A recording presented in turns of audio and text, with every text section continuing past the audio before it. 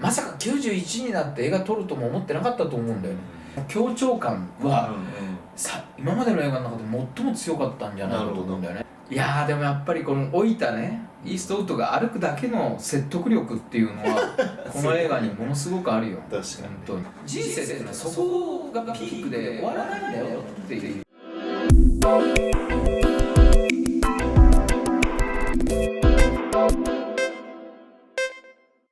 シネマサロン映画業界ヒットの裏側。皆さんこんにちは、シネマサロンです。本日は、クリント・イーストウッド監督主演のクライマッチョについて語っていきたいと思います。まずはネタバレなしでいかがでしたか？やっぱりすごい面白かったですね。やっぱクリント・イーストウッドの監督としての特徴は、過不足ない映像を撮ってね、それを出し入れする、このなんていうの量の加減とその空気感のタイミング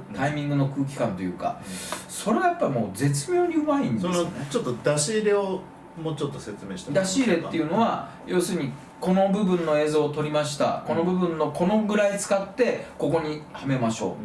このぐらい使ってここにはめましょう、で前後にはこういう映像をはめましょうっていう、このなんていうのかな、つなげていく、これ編集ですか？モンタージュ、編集もう編集でもね、編集っていうのとちょっと違うんだよね。材料を取って、その材料を過不足なく取って、過不足なく当てはめていく。だからそのカッティングっていうのとちょっと違うと思うんだよ。でもモンタージュに近いから編集と言ってもいいんだけど、別に彼が編集してるわけじゃないんだけどね。でもその必要な映像を撮って、そういう必要な映像をある程度のタイミングで当てはめていくっていうね、これがやっぱり絶妙にうまい監督だと思うんです。ただね、今回すごい気がついたのは、モチーフの強調がいつもの彼の映画よりもずっと多かったと思うんだよ。これはやっぱり彼の90歳という年齢がさせるんではないかと、やっぱりモチーフの強調がね、ものすごいしつこく今回やってて、こんなにしつこくモチーフを強調するイーストウッド映画って多分初めてだったんじゃないかなというふうに思いました。じゃあそのモチーフについてネタバレもありで語っていきましょうか。それはモチーフ、やっぱりその若さと老いっていうことだよね。これがモチーフですよね、今回の完全な。それは若さはラフォー君ですか？いや、だけじゃなくて、例えばもう関東で彼がそのなんだっけ、ボロい車に乗ってね、そのラファエル君を、ラフォー君を探しに行くところで、その草原をかける馬がその彼のオンボロな車と並走していく、もうこっからもうかなりモチーフの強調ありますよね。それからあとなんだっけ、そのなんだっけ、一つの村に落ち着いてね、しばらく身を隠そうっていうことになったじゃないですか。そこで怪しい保安官補が彼のね、後を追い始めるわけだけど、彼もその女房に言われて犬を持ってくるわけだよね。そうするとその犬が、イーストウッドがその獣医まがいみたいなことをしてるでしょ。でラフォー君にあの犬はもう年齢がいってるからもうどうしようもないんだっていうことを言ってくれてたら、そんなこと言えないでしょって言うでしょ。もうここも明らかにその老いの強調だよね。それでやっぱり彼がなんていうの、好意を持つその町の食堂のね、おばあちゃん、でおばあちゃんには息子がいなくて孫しかいないんだよね。孫がしかも5人ぐらいいるわけよ。これもその老いと若さの強調だよね。非常にだからもうね、しかも出てくる車が全てオンボロで、その油が漏れてたり水が漏れてたり、本当に動くのかよって感じの車ばっかですもんね。だからもうそれもすごい老いの強調だしね。やっぱりその若さのゆえのその愚かさと素晴らしさっていうのと、その年齢が入ってきていろいろ経験とか知識とか増えてくるけど、もうだからといって体がもうそんなに機敏に動けないから、その対応するのも大変だっていうね。なんかもうそれがものすごい今回そのテーマじゃなくてやっぱ完全にモチーフとしてね、ずっとそれを映像でやっぱり彼が伝えていくってことだと思うんだよね。でもやっぱりさすがに91歳におなりになっただけあって、ちょっとやっぱりこうなんていうかな、すごいこうドラマティックっていう感じではないですよね。ちょっと緩やかな、古典の境地だよね。緩やかな時間の流れだから、やっぱり私はやっぱりこうべちゃうと似たような感じでグラントリノとかの方がやっぱりグッとくる感じで、ドラマティックこっちはまあいい話でよくできてるなとは思うんだけど、もうわびさびだもんね。ちょっとそんな感じですよねもうわびさびの境地ですよ、だからグラントリノ運び屋クライマッチョってこうだんだん落ち着いてきてるような気はちょっとしましたね。でもだけど、その強調感は、今までの映画の中で最も強かったんじゃないかと思うんだよね。だからやっぱ彼も90歳になって監督としてね、やっぱりもう伝えることはまあほぼ全て伝えてきたし、作りたい映画作ってきて、なんかこう余力って感じがすごいするよね、今回の映画は。だからその最初はね、そのまあクリント・イーストウッドとラフォ君のなんか2人のね、こう触れ合いみたいなかなと思いきや、結構なんか最後恋愛っぽい感じになるじゃないですか。だからこれはね、結局その生きるってことを描いてるんだよね。それでいかに彼は若い頃その血気盛んでロデオのね、あれだったとしても、人生っていうのはそこがピークで終わらないんだよっていうことだと思うのよ。結局だからこの映画の中の主人公はいくつの設定なのか分かんないけど、まあ、少なくとも80以上だと思うんだよね。で彼はやっぱりそういう血気盛んな若い頃から今のその自分に至るのをね感じた中で、やっぱり人生って出会いがあってね、いろんなことがあって、で女房と子供も結局交通事故で亡くすわけじゃない、でもそこで叫びたりになってんのをそれほど重要な人物と思ってなかった人にこう救われていくわけだよね、それによって恩も感じるわけじゃない、だから結局生きてるとやっぱり巡り巡っていろんなことが起きてきて、生きてる限りは生きてるっていうね、それがやっぱテーマだと思うんだよこの映画って。だから彼もそうやって友達というか恩のあるかつてでも自分を切った人間なんだけど、やっぱり自分がね酒に溺れた時に、まあ、救ってくれた彼に恩義があるからっていうんでメキシコ組んだりまで90歳で行くわけじゃない、まあ、80なのかも分かんないけど、そこでまた新たな出会いがねやっぱあるわけよ。だからそこがやっぱ今回のテーマだよね。まあだからね、そのあのまま国境を越えてアメリカ行っちゃって終わりなのかなと思いきやね、本人一人でまたメキシコ戻ってきますからね、あれがなかなかこう私はハッピーエンドでよかったなとちょっとまあだから結局そのね若い頃そのロデオでさ、何度も優勝してる頃に人生は終わらないんだよね、やっぱイーストウッドが言いたいのはそこなんだと思うんだよね。だから生きてる限りやっぱり一生懸命生きるべきだし、生きてる限りやっぱり人との出会いがあって巡り合いがあって運と縁はやっぱり巡っていくっていうことだと思うんだよね。それをなんかやっぱり描きたかったんじゃないかなっていう気はすごいするけどね。だからやっぱ老いと若さの強調するけど、別にどっちがいいとかっていうのは言ってないと、まあ若さの愚かさは言ってるけど、でも若いこともいいことだけど、老いも別に受け入れることはいっぱいあるんじゃないかというようなことをやっぱり言ってるような気がするんだよな。でそれがあまりこう今回はねすごくこうズシーンとくるとかすごい悲しいとかそういうことがあんまないじゃないですか。やっぱ一種のわびさびの英単なんだと思うんだよね。だから人生っていうのは長く生きてると、そうか80いくつになっても90いくつになっても人っていうのは出会いがあったりするもんなんだな。出会いがあるかもしれません。いやそういうこと言ってんじゃないいや出会いってで大体今さね、もうすぐ60だっていうのがシネマサロンやってみんなにお叱りを受けたりしてるわけじゃないですか。ちょっと訂正してもだからねそういうのもあるわけですよ。だからいやこんなのをさその数年前に予想してたかっていうと、自分が YouTuber になるとは思ってなかった。まあそうだね。だからそう考えるとやっぱり人生って不思議なもんでね、佐藤さんに誘われてさ、こんなお話をするような立場に置かれるなんていうことは、まあ予想だにしてなかったしね。っていうことですね。だからやっぱり生きてるといろいろあるな。まあ昔から僕はね縁と運とタイミングっていうのを、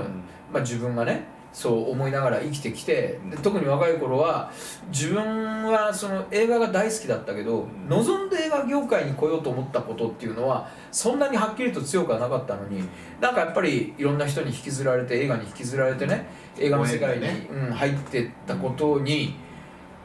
その今更ながらに驚嘆を感じるわけだよね。だからやっぱりイーストウッドのそのなんていうのかな思いっていうのも、まさか自分が90まで生きるとは思ってなかったし、まさか91になって映画撮るとも思ってなかったと思うんだよね。それをやっぱりなんか割と虚心坦懐に、そのまあ題材として小説がそういうのがあってね、ああそうか、普段俺が思ってることをこれで映画できんじゃねえかなぐらいの感じで撮ったような気がするんだよね。でもそのわびさびだから、やっぱちょっと物足りない鑑賞互換の方もいらっしゃると思うんですけど、若い人はさ、これの良さを分かれって言っても、ちょっと無理かなっていう気はする。そうですね。ただもうね、人生80年90年になろうかっていうね時代ですからね、年配の方には刺さるかもしれない。いや結構やっぱりむしろやっぱ50代とか60代の最近だからその年齢を感じてきた人が見ると刺さるんじゃないかな。じゃあ全然世代の違う T さんはいかがでしたか？でレビューを見たんですね、違う動画ので、結構悪く言ってて、それを見たらちょっと気分悪かったんですよ。でなんか嫌だな、でもその方が言ってることも一理ある、どういうふうに言ってたの？なんもないみたいな感じ？いや、なんかこの昔はすごかったんだぜっていうのをおじいさんが言ってるただの話だじゃないけど、まあそんな雰囲気のことをおっしゃって、って思いながらなんかって思ってて、でも今竹内さんのお話を聞いて、なんかもう本当にクリント・イーストウッドファンの方はこの動画を見てほしい。いややったことはないけど、その人生はそこがピークで終わらないというのが一番しっくりこの映画に来るなって私は思いましたよ。そう俺もね一時期ねもうやることもやったし、もういつ死んでもいいかなと思ったけど、最近やっぱり少し死ぬのが怖くなってきて、いいことじゃないですか。なんかやり残してんで。いやそれはないんだけどねないんだけど、なんかやっぱり最近年末に猫に死なれたこともあってさ、なんかやっぱこういう映画見るとその別になんていうのかな、年齢をさ減ることをこう嘆くってことはないんだけど、やっぱり体もやっぱり弱くなってきて、やっぱり若い頃と考えてることが微妙に違ってくるじゃない。それはやっぱり年齢経ないとやっぱ分かんないと思うんだよね、っていうのをやっぱりイーストウッドも思ってるんだと思うんだよ。明らかに彼がマカロニウエスタンやってブイブイ言わせて帰ってきたらさ、どうせお前なんかイタリアのね映画で出てきた田舎者だろうみたいなことでね、すごいこう野心はあったと思うわけよ。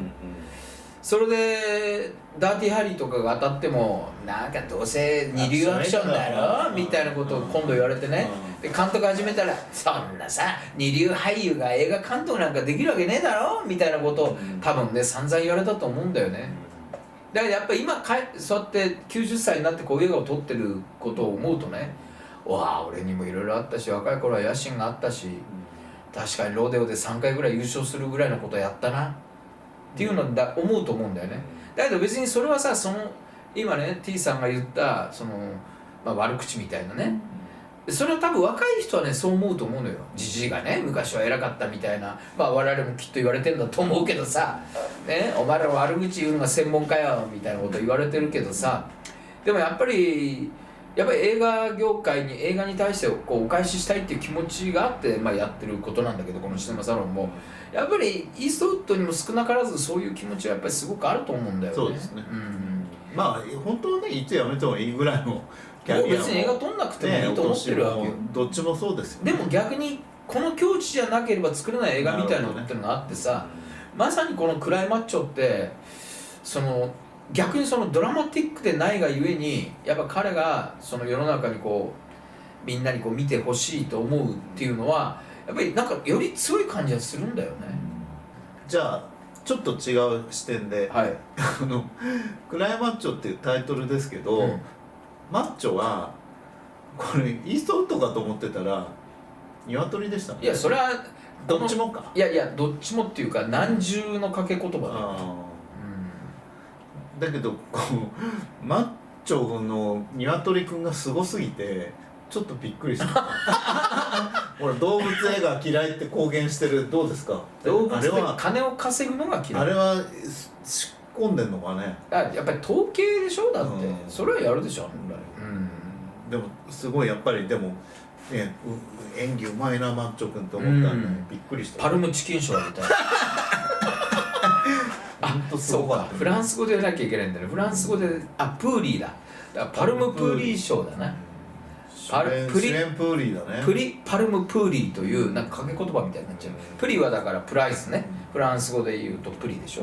でパルムプーリーは食用鳥だね、まあクリント・イーストウッドはね、クリント・イーストウッドって言ったよ。クリント・イーストウッド、まあ滑舌悪くてツッコミ受けてますからちゃんと言ってるつもりなんですよ、本人は。いや佐藤さん今のはクリンストって言ってたよってクリント、はい、まあ皆さん全く違和感のない演技で、いやでもやっぱりこの老いたねイーストウッドが歩くだけの説得力っていうのはこの映画にものすごくあるよ。確かに本当に猫パンチもすごかったしねミッキー・ロークでしたけどね、ミッキーロークでしたね。今はもうでもクリント・イーストウッドいややっぱりさ、老いたイーストウッドが歩くだけで、その映画の持ってる存在感というかリアルというか、やっぱそれすごく感じる。でやっぱりそれをさ彼はみんなにこう意識させたいんだと思うんだよね。だからやっぱりよたよた歩くところをきちんとやっぱり撮ってるからね。そうですね、まあ演技してるわけですよね、なんかね。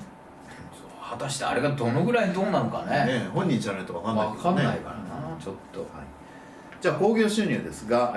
初登場6位で、265スクリーンですが、ちょっとアベレージがね17万1000円ってことでちょっと低いなっていう。そうね、やや低いですね。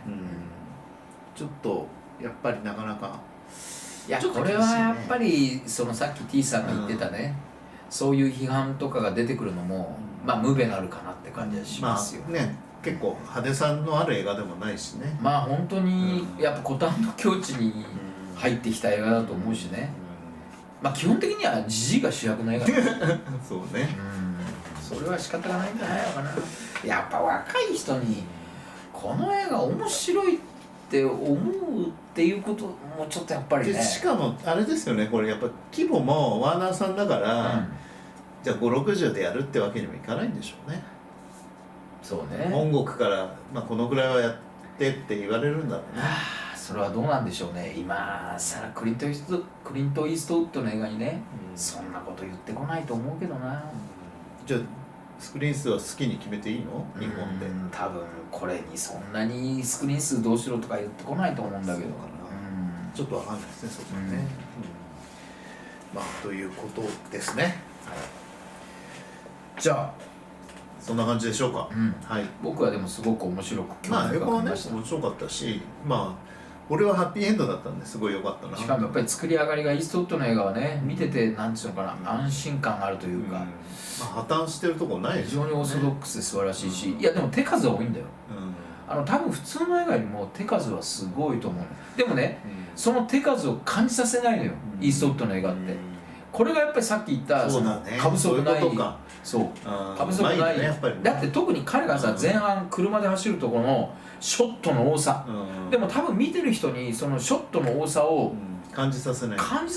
と思うんだよね。っていうか自然に見えるから、過ぎてってことじゃないんだけど、別に過ぎてはないね、ナチュラルだから、ナチュラルだから、もう本当に普通に見てられるわけよ。すごいなんていうの、自然なんだよね、その入れ方が。入れ方とこう、まあ、出し入れになっちゃうんだけどさ、